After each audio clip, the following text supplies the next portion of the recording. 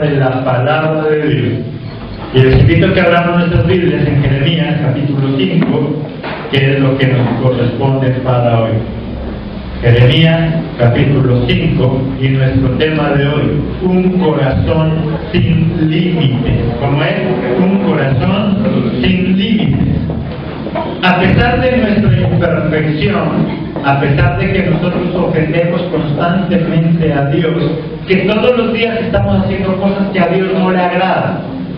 Uno, porque cometemos maldades, y otro, porque simplemente no hacemos lo que nos toca hacer. Recuerden que el pecado también es hacer lo que yo sé que tengo que hacer. Aquel que sabe lo que tiene que hacer y no lo hace, para Dios es un pecado. Y por lo tanto constantemente estamos ofendiendo a Dios. Pero Dios tiene un corazón muy, pero muy grande. Dios tiene un corazón sin límites, donde Él puede amar sin límites, donde Él tiene tanto amor para nosotros, que a pesar de que nosotros le fallamos, a pesar de que nosotros constantemente estamos ofendiéndolos, Él sigue amándonos. Él tiene un corazón sin límites para perdonar. Él perdona nuestros pecados cuando nosotros nos humillamos de corazón, cuando nosotros lo buscamos de corazón. Entonces Él es bueno y maravilloso. Su corazón no tiene límites y puede perdonarnos.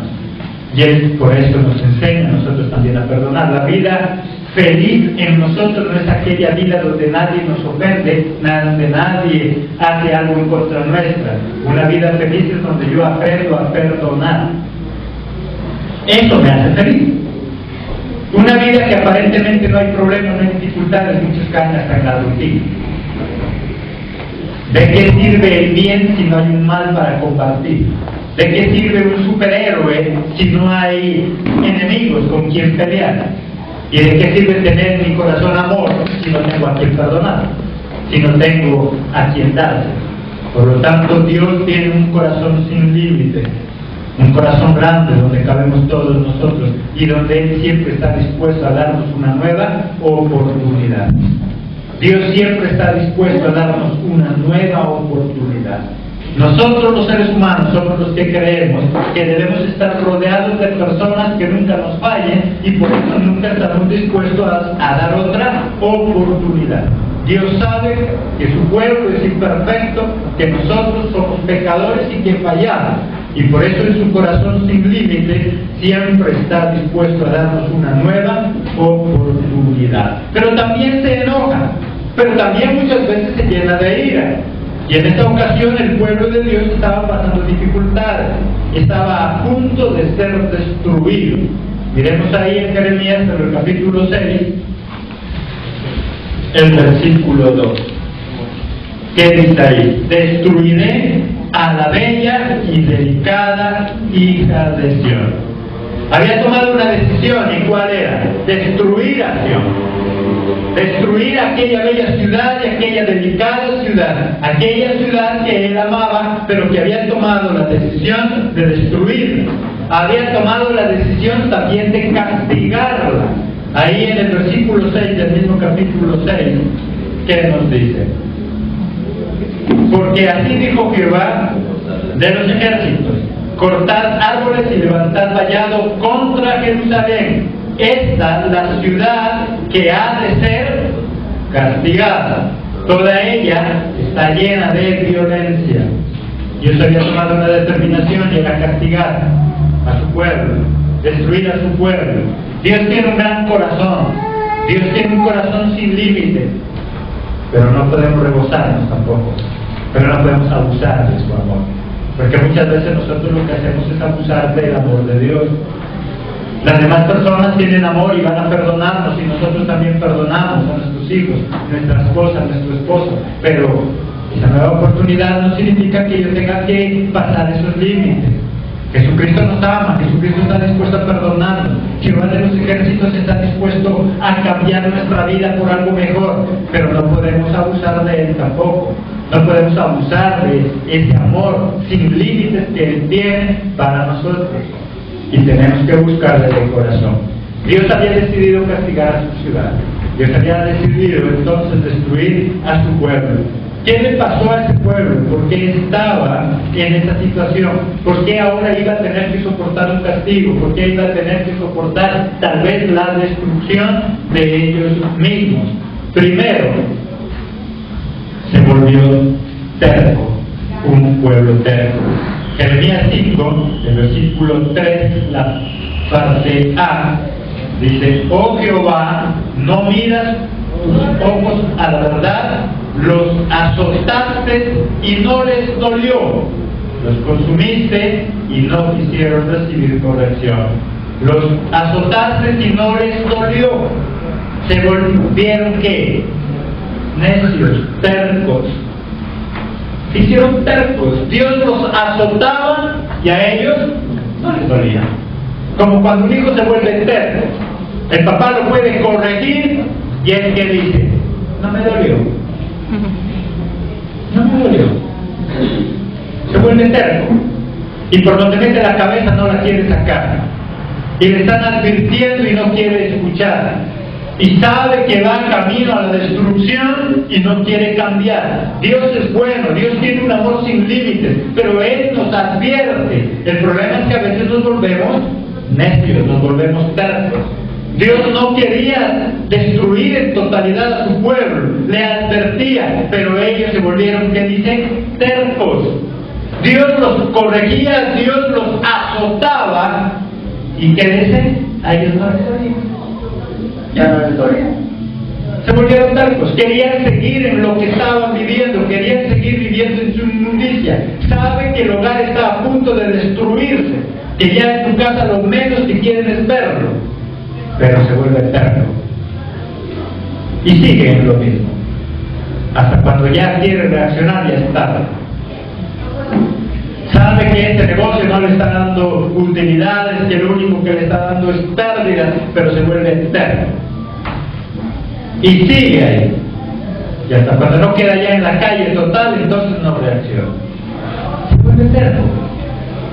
Muchas veces nosotros vivimos mal, no porque no tengamos bendiciones, sino porque nos volvemos tercos. Nos golpea, nos caemos y decimos como ese pueblo: ¿qué? No me dolió, no me dolió. Hay hijos que son así: no me dolió. Y el papá lo castiga, y el papá lo azota, y parece que no le duele, porque simplemente quiere seguir por donde está. Dios quiere no pasarse la vida azotándonos, Él quiere que nosotros dejemos de ser tercos. Si Dios nos azota, es porque Él quiere lo mejor para nosotros. No nos volvamos tercos. ¿Cómo nos azota Dios? ¿Cuántas veces hemos sentido que Dios nos azota? No nos destruye, pero sentimos el azote de Dios. Sentimos que nuestra vida está al punto de derrumbarse. Muchas veces sentimos desesperación, no sabemos qué hacer, nuestro negocio nos sale mal, ese esposo no sirve para nada, esa esposa peor. Sentimos el azote de Dios, pero seguimos igual. Cuando Dios nos azota, es para que cambiemos. Pero ese pueblo era azotado por Dios, mas sin embargo, ¿qué decía? No me dolió, no me dolió. ¿Qué azote has sentido en tu vida? Dios no nos azota solo por molestar, si Él nos azota porque quiere llamar nuestra atención. Señor, ese negocio, no sé qué pasa, todos venden menos yo. ¿No será que te está azotando? Y nosotros no lo entendemos, o lo que es peor, ya no nos duele. ¿Qué está pasando en nuestra vida? Si estamos pasando por necesidad económica, no es para hacernos pordioseros y que andemos mendigando. Es para que cambiemos, es para que corrijamos. Para eso es que Dios lo hace. Es un azote en nuestra vida, solo que a veces no lo entendemos y nos la pasamos lamentando. Ese problema, ese azote que hay en nuestra vida, por lo tanto, es para cambiar. El pueblo se volvió, ¿qué cosa? Terco. Y la terquedad de ese pueblo los iba a llevar a la destrucción. Segundo, no quisieron corrección. Ahí la última parte del mismo versículo 3. Y no quisieron recibir, ¿qué dice? Corrección. Endurecieron sus rostros más que la piedra no quisieron convertirse. Se volvieron tercos y además de ello no querían la corrección. No querían ser corregidos. Y sin corrección no hay perfección. No podemos llegar a ser perfectos si no somos corregidos.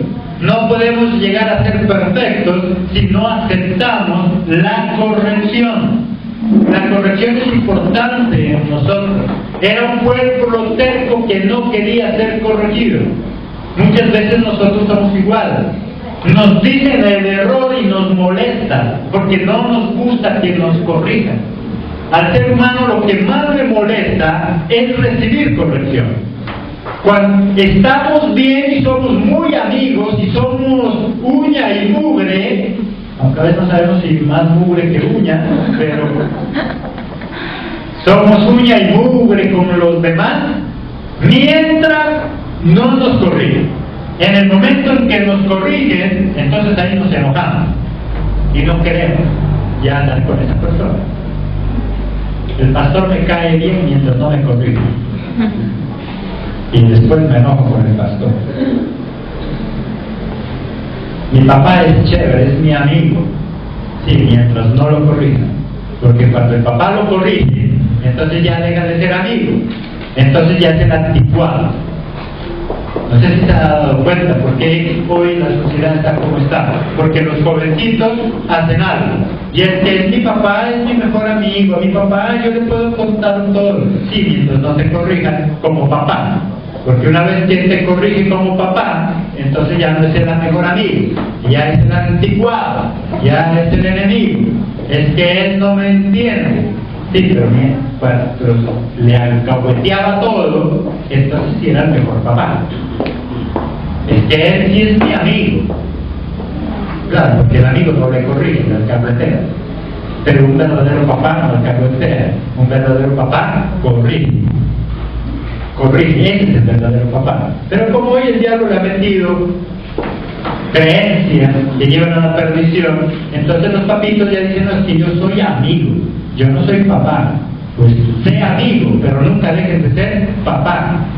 Porque el papá corrige, así al hijo no le guste. Podemos hacer las dos cosas. Sea amigo si quieres ser amigo, pero nunca dejes de ser papá. El problema es que a veces nos hacemos tan amigos de nuestros hijos que nos olvidamos de ser papá y no corregimos. Este pueblo lo que aceptó que fue no aceptó fue la corrección. No quería ser corregido y eso nos estaba llevando a la destrucción. Mire entonces que Dios tiene un corazón sin límites. Dios ama, pero Él ama, pero también entonces se enoja y también busca corregir. Pero una persona terca no quiere que lo corrijan. Una persona terca no le interesa ver sus defectos, solo quiere ver lo bueno. No, tenemos cosas buenas, pero también hay cosas malas que debemos corregir. En lo que sea, en el hogar, en el trabajo. Si ese hogar está a punto de destruirse, hay cosas que hay que corregir, pero el problema es que a veces no queremos. Si esos hijos están saliendo de las manos, hay cosas que hay que corregir. ¿No será que usted es una persona que ya no tiene disciplina, es una persona que usted es sin carácter y por eso sus hijos se van a salir de sus manos? ¿No será que ese hogar le está quedando grande porque no tiene carácter? ¿No será que nuestra vida nos queda grande porque no tenemos carácter? Hay que corregir. Pero el problema es que a veces no nos gusta corregir. Dios nos va a bendecir en gran abundancia porque ya nos está bendiciendo. Este año es el año de la fructificación, pero hay muchas cosas que hay que corregir. Y si nosotros seguimos tercos, entonces no va a haber la fructificación. La fructificación va a llegar a nuestra vida, pero hay que corregir cosas.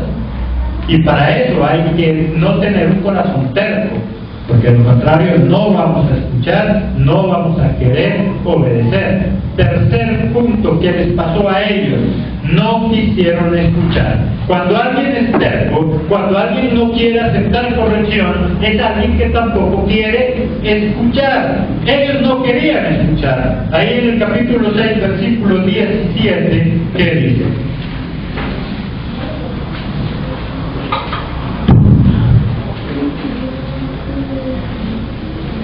Puse también sobre vosotros atalayas que dijesen, escuchad el sonido de la trompeta, y dijeron ellos, ¿qué dijeron?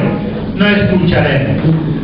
Y les puse atalayas, les mandé personas que le adviertan, mandé sacerdotes, mandé pastores que conocían tal vez la verdad, pero dijeron, no escucharemos. No quería escuchar.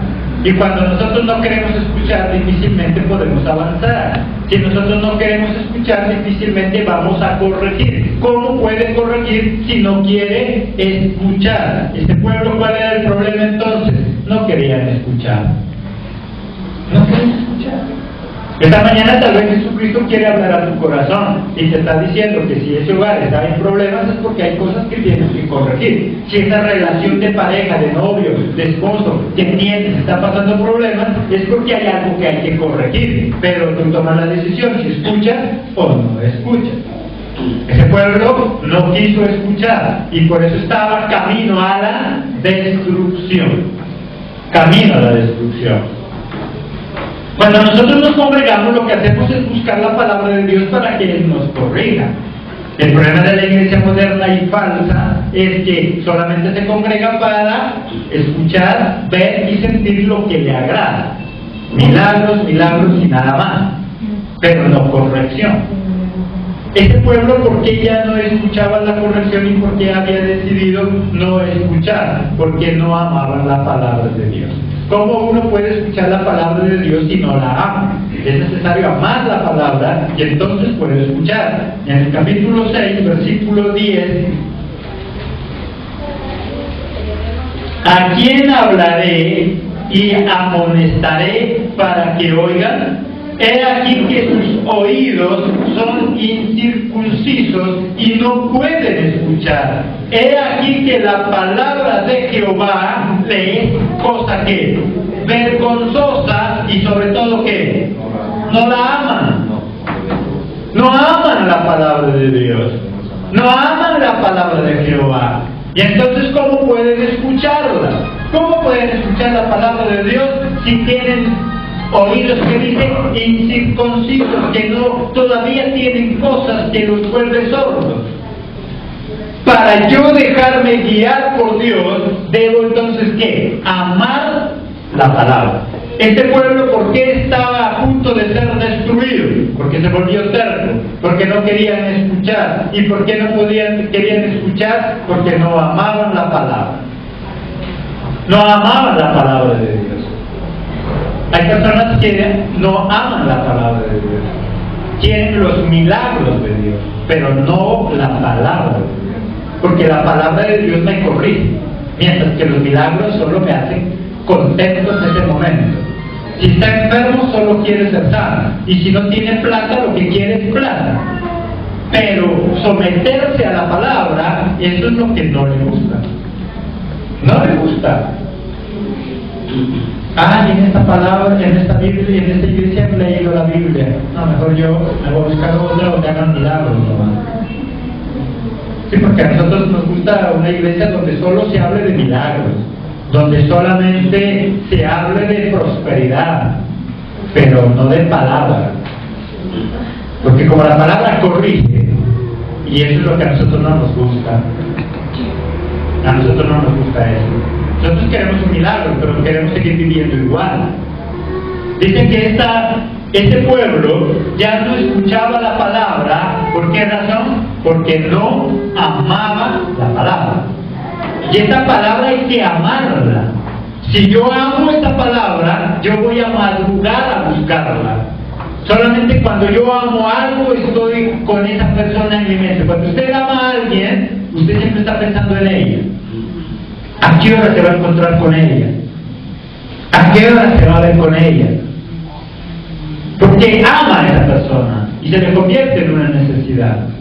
Y si yo amo la palabra, se convierte en una necesidad. Cada mañana yo voy a querer estar escuchándola. Cada mañana me voy a aprender de la Biblia. Pero cuando no amo, le da igual. Dice, este pueblo no podía escuchar porque no amaba la palabra. Y Dios quiere que nosotros como soldados de Jesucristo seamos amadores de la palabra. Solo así puedo ser hacedor de la palabra. ¿Cómo puedo ser hacedor de la palabra si no la amo? ¿Cómo puedo hacer algo que no amo? Es difícil. Por eso el Espíritu de Dios lo que quiere es darnos amor por la palabra. Que amemos la palabra. Que cada domingo, cada jueves diga yo, Señor, voy a congregarme para oír tu palabra. Porque tengo hambre de tu palabra. Y entonces nuestra vida va a ser transformada. Y hay algo grave, y es que al que desprecia la palabra, Dios también desprecia su oración. Si yo no escucho la palabra, Él tampoco a mí me escucha. Ese es el gran problema. ¿Qué dice ahí en Proverbios 28:9?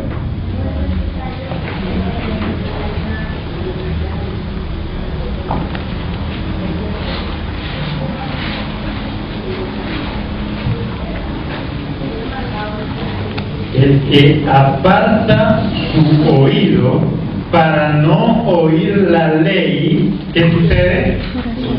Su oración también es abominable. Aquel que aparta su oído de la palabra, de la ley, también su oración, para mí, que dice Jehová, es abominable. Si tú no amas mi palabra, yo tampoco quiero oírme. Si tú no quieres oírme, yo tampoco quiero oírte. Y así es de sencillo. Dice, si tú no quieres oírme, yo tampoco quiero oírte. Porque él no va a escuchar a alguien que no quiere escucharlo a él. Eso pasará con nosotros igual. Si usted tiene un hijo, pero ese hijo le dice, papá, usted no me habla, yo no quiero hablar con usted. Y al rato le llega, papá, es que quiero que me dé tanta plata porque necesito. Entonces, amigo, si usted no quiere oírme, pues tampoco entonces me pida. Porque solamente me busca cuando me quiere pedir, pero cuando yo le hablo, entonces le molesta. Hay hijos que les molesta que sus papás les hablen. Lo único que no les molesta es la chequera. Eso sí no les molesta. Pero que les hablen sí les molesta. Y aquí hay cristianos que les molesta que Dios le hable, pero que le hagan milagros, eso sí le gusta. Y por eso sí, Satanás ha levantado muchas iglesias falsas donde solo se habla de milagros, donde solo se habla de lo que va a recibir, porque eso a la gente le gusta. Eso sí le gusta. Entonces la gente llega y dice, aquí sí, esto es lo que yo buscaba, aquí sí me gusta. Porque lo que siempre he dicho, va al estadio paralítico y allá lo levanta, porque Satanás también hace milagros. Y sale feliz allá del estadio caminando con la silla de ruedas al hombro, pero en la primera cantina que encuentre la empeña, para festejar que ahora ya puede caminar. Su vida sigue igual. Sí, recibió un milagro, pero su vida sigue siendo la misma porquería. Porque solamente allá le enseñan milagros, le muestran milagros, más allá no le hablan de la palabra, que es la que restaura, que es la que en verdad cambia a las personas. La palabra es la que transforma, es la que cambia. El milagro, Satanás también hace milagros. Pero un milagro no salva. Un milagro no nos da salvación y vida eterna. Es la palabra de Dios la que restaura. Solo que en muchas partes ya la palabra ha desaparecido y se la ha cambiado por show, con el fin de que la gente esté contenta, que esté feliz. Pero dice aquel que desprecia mi palabra, su oración, para mí es que abominable. Yo tampoco escucho su oración. Era un pueblo que tenía problemas, que estaba a punto de la destrucción. ¿Pero por qué? Porque primero se había vuelto terco, ya no le dolía cuando Dios lo azotaba. Segundo, no querían la corrección, les molestaba la corrección. Tercero, no querían escuchar. La razón por la cual no querían escuchar, no amaban la palabra. ¿Cómo escuchar a alguien cuando no se ama? Cuarto, no conocían el camino de Dios. En el capítulo 5, versículo 4, ¿qué dice? Pero yo dije, ciertamente estos son pobres, han enloquecido, pues no conocen, ¿qué cosa? El camino de Jehová y el juicio de su Dios. Él miraba un pueblo grande, mucha gente ahí en ese lugar, y que decían que eran prósperos, y decían que el Señor sí los ha bendecido, que están llenos de plata y que son ricos. Pero más sin embargo, ¿el qué les dice? ¿Me les dice ahí? Pero yo dije, ciertamente estos ¿qué son? Estos son pobres. ¿Qué han hecho? Han enloquecido. Estos no son más que unos pobres locos que se creen ricos, pero no conocen, ¿qué dice? El camino de Jehová. No conocen el camino de Jehová. Qué tristeza que Dios llegue a una iglesia de 10,000 personas y todos creyéndose ricos, y que Él les diga, estos para mí no son más que pobres que han enloquecido, que son locos. ¿Y por qué eran pobres y locos para Dios? Porque han perdido el camino, porque no conocen el camino. Y cuando alguien no conoce el camino, está perdido. Cuando alguien no conoce el camino, no sabe para dónde va. Cuando alguien no conoce el camino, no tiene un propósito definido en su vida. Cuando alguien no conoce el camino, no tiene una meta. Y no solamente en lo espiritual, sino en lo secular, en su vida. Debo tener un propósito claro, debo tener una meta definida en su hogar. Tal vez Dios nos ve desesperados, orando y pidiéndole que Dios cambie mi hogar, pero nos mira y dice, estos sí no son más que pobres y locos, porque no conocen mi camino. Si conocieran mi camino, su hogar sería diferente. Si conocieran mi camino, su vida sería diferente. Pero dice, estos no son más que locos que se creen ricos, pero no son más que unos pobres, pues no conocen mi camino. Es verdaderamente rico para Dios aquel que conoce su camino, más que el dinero. Hoy en día el cristiano moderno solo busca ver los bolsillos llenos, y eso es todo. Pero Dios dice, para mí no es más que un pobre. Si no conoce mi camino, podrán tener el bolsillo lleno de dinero, para mí no es más que, ¿qué dice ahí? Un pobre. Y fuera de eso, se me ha zafado un tornillo, está loco, porque no conocen mi camino, que es el que nos lleva a esa vida de restauración, a esa vida verdadera.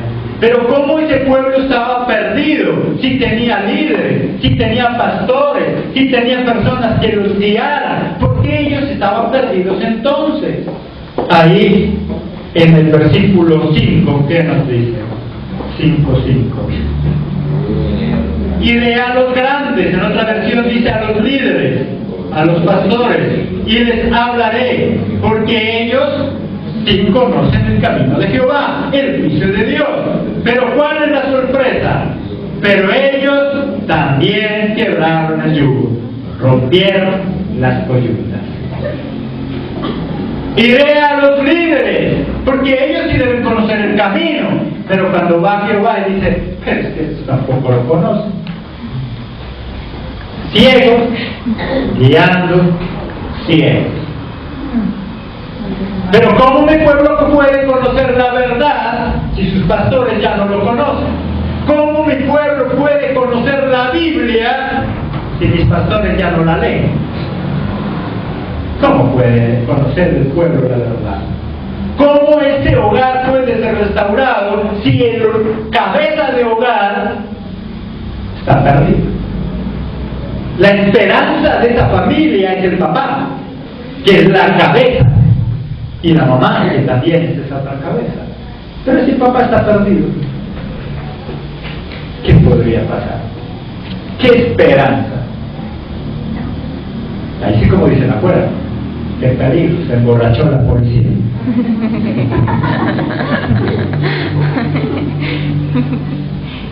Si afuera hay un dicho así, ¿cierto? Qué peligro, se emborrachó la policía. Imagínense todos los policías borrachos ahí. Peligro. Y aquí mismo dice, qué peligro con este pueblo.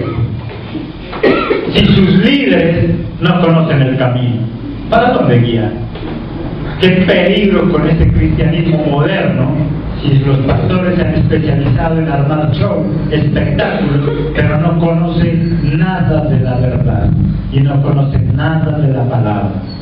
¿Para dónde guiar a ese pueblo? A punta de espectáculos no entran al cielo. A punta de espectáculos su vida no cambia. Recibirá un milagro, porque Dios es misericordioso. Recibirá un milagro, porque Satanás también hace milagros. Pero que vaya al camino real, grave. Con tanto pastor ciego, con tanto líder ciego, el futuro del cristianismo no es el mejor. No es el mejor. Yo iré a los grandes, iré a los que sí saben, pero la sorpresa es que ellos tampoco saben. Están más perdidos todavía que los demás.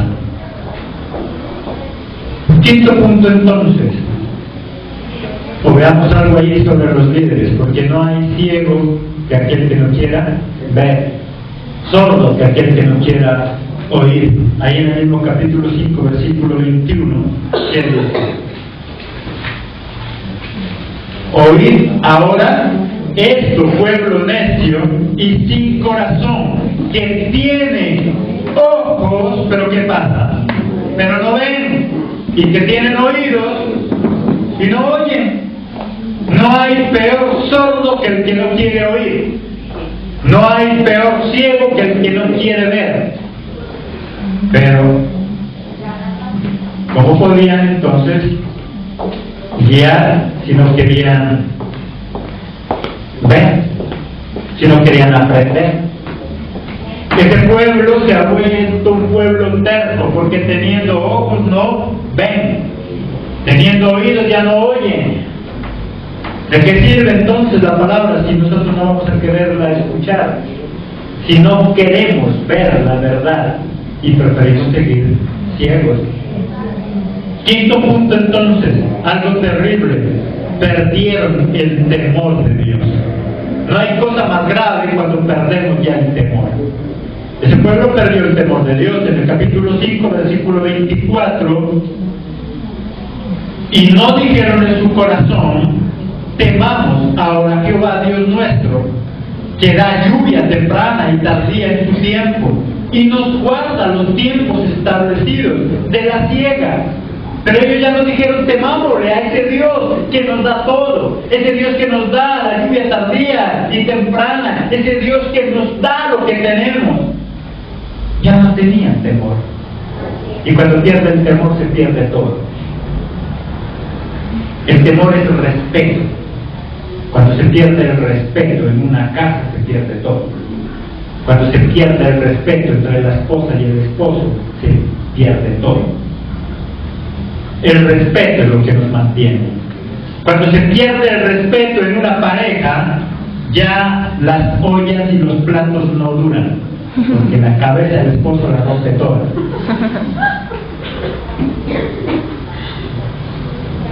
Cuando se pierde el respeto en un hogar, la esposa no necesita maquillaje para los ojos, tiene sombra natural.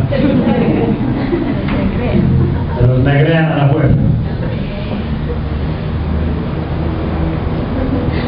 Le economiza cosas, claro, pero no es lo bueno. Porque se pierde el respeto. Cuando se pierde el respeto, entonces ya no hay palabras de amor, solamente hay palabras que dañan. Entre más se quiera mejor, entre más se insulte mejor. Y lo triste, este pueblo perdió el temor a quién, a Dios, el que le daba la lluvia temprana, el que le daba la bendición, se volvió desagradecido. Una persona desagradecida pierde el temor, pierde el respeto. Ellos mismos reconocen: Dios nos da la lluvia, nos da todo lo que necesitamos, sin embargo ya no hay temor. Y eso es lo que el pueblo de Dios está perdiendo, el temor. Hay mucha gente que cree, pero no teme. Hay mucho cristiano que cree que Dios hace milagros y por eso lo busca, porque sabe que Dios hace milagros. La cuestión no está tanto en creer o no creer. Hoy en día hay miles, millones de personas que creen, pero cada vez menos personas que temen a Dios. El problema no está en creer. Hay gente que dice, qué bendición, pero es que hay iglesias por todo lado, hay gente que cree por todo lado. Lástima que no encontramos gente por todo lado que le teman a Dios. Dice, este pueblo ya no me teme. Y a veces nosotros mismos nos dejamos confundir. Ay, pastor, es que ¿qué será? Es que lo que pasa, ¿no será que cambiemos de estrategia y mejor traigamos revistas de Condorito? Porque miren que la iglesia no se llena del todo. Y tenemos que llenar la iglesia. No, a mí Dios no me eligió para llenar solo la iglesia, sino para enseñar la verdad. Amén. ¿Qué sacamos con tener la iglesia a reventar si no le tememos a Dios? Amén.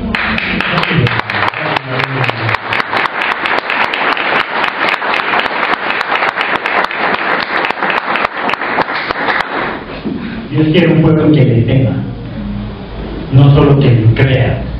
Creer puede creerle cualquiera. Santiago 2:19, que usted ya lo sabe, pero volvámoslo a ver.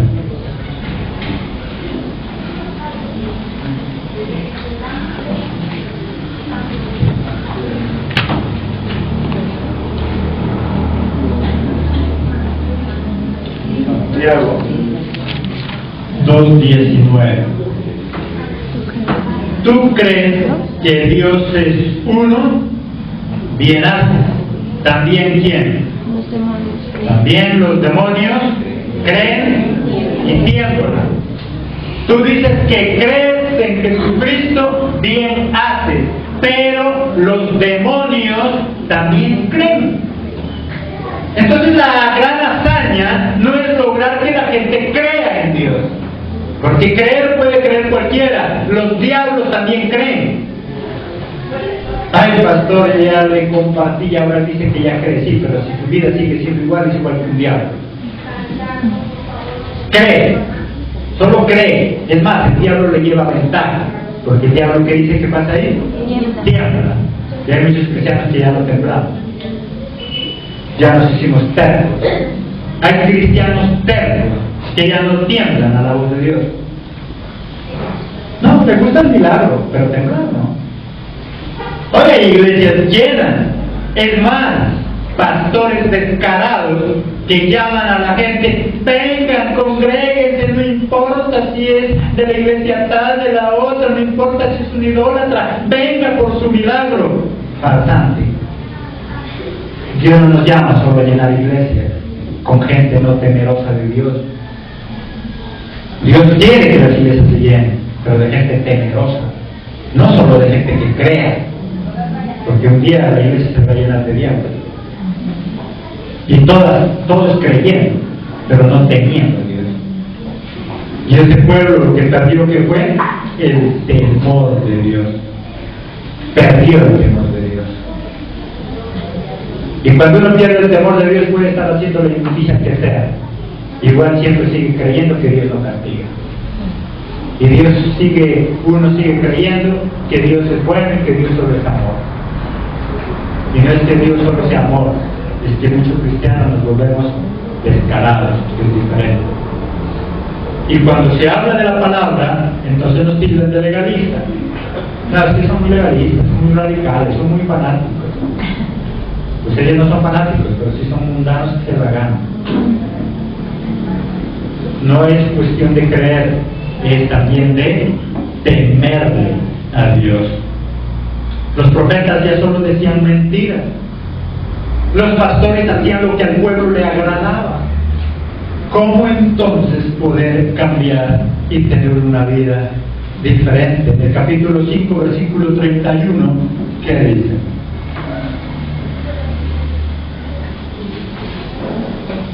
Los profetas profetizaron ¿qué? Mentira, y los sacerdotes dirigían por manos de ellos, y mi pueblo así lo quiso. ¿Qué pues haréis cuando llegue el fin? Lo triste es que los profetas de Dios estaban diciendo que mentiras, y los sacerdotes se guiaban por ellos, por los mentirosos, porque querían tener al pueblo como contentos. Querían tener al pueblo contento. ¿Qué será cuando llegue el fin? Porque la cuestión no es hoy. Hoy puede bailar en una pata de estar contento. La cuestión es cuando venga Cristo. Porque ahorita estamos en el tiempo de la gracia y Dios no está condenando a nadie. Por eso dice, ahorita vivan así, pero ¿qué será cuando venga el fin? ¿Qué será cuando venga Cristo? Ahorita podemos estar felices, llenos de milagros, pero condenados, porque cuando venga Cristo, ahí es el problema. ¿Qué pasará entonces con este pueblo que sus profetas dicen mentiras y que los pastores guían de acuerdo a lo que les dicen esos mentirosos? Hay muchas iglesias que han armado de profetas para que el profeta le diga mentiras al pueblo y el pastor guiar de acuerdo a las mentiras de ese profeta, y así tener a la gente contenta, así tener a la gente feliz. Pero ¿qué va a pasar? Dice ahí, cuando venga el fin. ¿Qué va a pasar? Ahorita tal vez la estrategia le funciona y las iglesias se llenan, pero ¿qué va a pasar cuando venga el fin? ¿Qué va a pasar cuando Cristo venga a tomarnos cuentas? Ahí es donde habrá el rechinar del día. Dice, Dios es un Dios maravilloso que siempre nos da oportunidades. Pero ¿qué tenemos que hacer? Primero, arrepentirnos. Capítulo 6, versículo 26. Hija de mi pueblo, cíñete de cilicio y revuélcate en ceniza. Ponte luto como por hijo único, llanto de amargura, porque pronto vendrá sobre nosotros el destruidor. Arrepiéntete, échate cilicio, ceniza, llora, clama, dice, porque pronto va a venir el destruidor, porque pronto vendrá el tiempo del fin.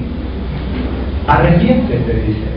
Si yo quiero tener una vida agradable y entrar en ese corazón sin límites que tiene Dios, que dice, arrepintámonos. Arrepiéntete. Y arrepentirse, ¿qué es? Cambiar de dirección, cambiar de sentido, volver a empezar. Y no solo en lo espiritual. Si tu negocio está mal y las cosas estás haciendo mal, arrepiéntete. ¿Qué quiere decir? Vuelve a empezar, haz las cosas bien. Si en ese hogar está a punto de acabarse, arrepiéntete. ¿Qué quiere decir? Vuelve a empezar. Si es necesario borrón y cuenta nueva, hazlo. Si es necesario retroceder y volver a comenzar, hazlo. Si es necesario abrazarse los dos, pedirse perdón, llorar, hágalo. Pero vuelva a empezar. Eso es arrepentirse. Vuelva a comenzar. ¿Qué tenía que hacerse? Arrepentirse. El segundo y último de esos puntos, corregir. De nada me sirve arrepentirme de algo malo que estoy haciendo si no voy a corregir. De nada le sirve detectar un error si no lo va a corregir. Necesitamos corregir. Capítulo 6, versículo 8. ¿Qué dice? ¿Qué dice ahí? Corrígete, Jerusalén, para que no se aparte mi alma de ti, para que no te convierta en desierto, en tierra inhabitada. ¿Qué le dice? Corrígete. Si yo ya te mostré el error, corrígete. Si ya sabes dónde es que estás fallando, corrígete. Corrige el caminar. Si ese semestre estás a punto de perderlo y ya sabes que es la pereza, corrígete. Si este negocio está a punto de quebrar y es por la pereza, es porque no te gusta invertir, es porque haces las cosas a medias, corrígete.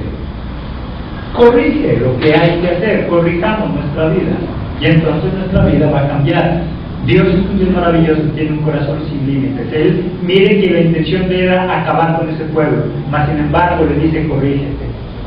Yo te voy a acabar y te voy a destruir, pero ¿qué dice él? Corrígete. Arrepiéntete y corrígete. La misericordia de Dios es grande. Mire que para salvar a Sodoma y a Gomorra se necesitaba de cuántas personas que estén orando. 10 personas. Se necesitaba de 10 personas mínimo para salvar esa ciudad. No encontró ninguno. Pero Dios es tan bueno y es tan misericordioso que en lugar de ir aumentando sus exigencias, es más complacido y va mermando. Como un buen padre. Los hijos mayores son los que llevaron padre, pero a los menores les va haciendo, ya no están exigiendo. Y Dios nos ama tanto que a los primeros les exigía 10 mínimo para salvarlos. Pero Dios es tan bueno que a nosotros nos exige menos. Ahí en el capítulo 5, versículo 1, ¿qué dice?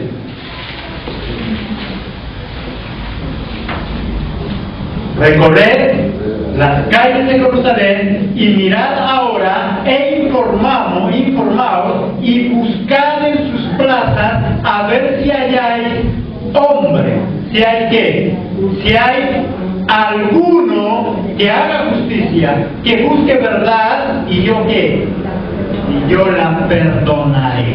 Amén. Amén. Y yo perdonaré. Mi intención es destruir, mi intención es castigar, pero ve allá a las plazas y busca a ver si encuentras, aunque sea que dice, uno que esté clamando y que esté arrodillado y que le esté pidiendo a Dios y que esté haciendo lo correcto. Y entonces por él, ¿qué dice? Los perdonaré. En ese hogar Dios necesita que al menos uno esté orando para tener misericordia de los demás y un día traerlos a los pies de Cristo. Ah, que pastor, estoy cansada, estoy aburrido, mi esposo no cambia, mis hijas no cambian, mi hijo no cambia, mi esposo no cambia, mi esposa no cambia. Él dice que necesita ¿cuántos? Uno que al menos esté en esa casa orando. Que al menos uno se postre delante de Dios y entonces Él tendrá misericordia del resto. No que los vaya a perdonar fácil o que los vaya a dar salvación gratuita sin ellos nada, pero tendrá misericordia y hará que ellos cambien y que su vida sea diferente y que su vida sea transformada. Así que usted, si es el único que viene de su casa a alabarle a Dios, no está perdiendo el tiempo. Dios es misericordioso. Y en ese entonces les pedía 10, ahora dice que aunque sea uno que esté ahí postrado, y salvaré a tu familia y salvaré a tus hijos. Ay, pastor, qué tan buena. Mis hijos se salvaron de un atraco. ¿No será que porque estabas postrado ahí delante de Dios, esos hijos que no quieren saber de Dios fueron salvos? Pastor, qué bendición. Mi esposa se estrelló por allá y ni un rasguño. Qué buena suerte. No, no es buena suerte. ¿No será que porque uno de los de esa casa está clamando, está orando, y por eso es que los demás son libres de ese accidente, y por eso Dios tuvo misericordia, y por eso es que Dios nos está guardando? Dice que Él, para cuidar a su pueblo, al menos necesita que uno esté ahí, que uno esté clamando, que uno esté orando. El problema es que a veces nos dejamos engañar del diablo y entonces, ay no, pero si yo soy el único en la casa, yo soy el único que oro, yo soy el único que vengo, yo ya me aburrí, ya me cansé, yo ahora mejor también me voy a retirar. Retírate y verás que te vas al hueco. Retírate y verás que ese hogar se va al hueco. Porque si ahora se mantiene ese hogar, así sea de un hilo, es porque al menos haces la intención de buscar Dios. Porque a veces nosotros nos dejamos engañar del diablo. Entonces parece que buscarlo a Él, porque somos uno, estamos aburridos. No. Dice que al menos uno, y Dios salvará al pueblo. Y Dios es bueno. En lugar de ir aumentando sus exigencias, las va disminuyendo. Más fácil. Y al menos con que tú estés ahí, no estás perdiendo el tiempo. Por lo tanto, eso es lo que Dios quiere. Todavía hay tiempo. Estamos en el tiempo de la gracia. Dios no quiere castigarnos, no quiere destruirnos, quiere darnos otra oportunidad. Aprovecha esta oportunidad. Pronto vendrá Cristo como juez, pronto vendrá el destructor, pronto vendrá Él y ya no habrá misericordia ni tendremos tiempo. Amén. Amén. Por la gloria de su Padre.